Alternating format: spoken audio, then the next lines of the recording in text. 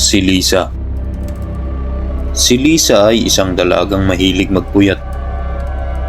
Ay hindi naniniwala sa kwento ng matatanda para sa kanya. Puro takot-takot lang yun, ika niya. Ngunit, isang gabi habang siya ay abala sa pagbabrowse sa kanyang social media, ay biglang may tumawag sa kanyang cellphone.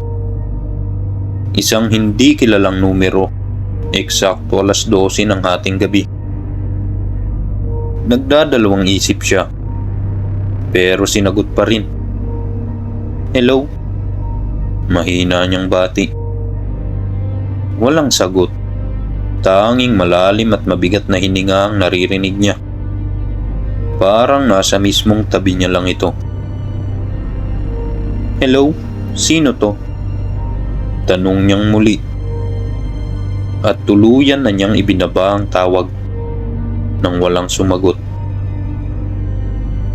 Ngunit ilang segundo lang, tumunog ulit ang cellphone sa parehong numero. Nanginginig na ang kanyang kamay. Pinilit niyang sagutin ang tawag. Tumigil ka na. Sino ka ba? Sigaw niya. At doon niya narinig ang nakakatakot na tinig. Lumabas ka na ng kwarto kasi nandito ako sa loob.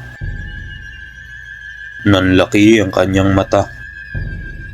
Dahan-dahan niyang itinaas ang kanyang paningin papunta sa salamin sa harap ng kama. At doon niya nakita, hindi ang sarili niyang refleksyon. Isang maputlang lalaki duguan ng ulo. Nakangiti at nakatitig sa kanya.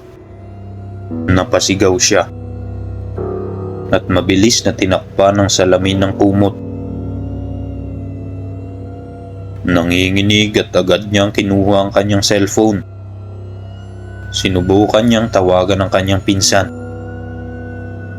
Ngunit bawat dial niya, iisang numero ang lumalabas. Ang numerong tumatawag sa kanya. Nabagsak niya ang cellphone sa takot. Ngunit ilang saglit lang muli itong tumunog. At hindi niya na sinagot.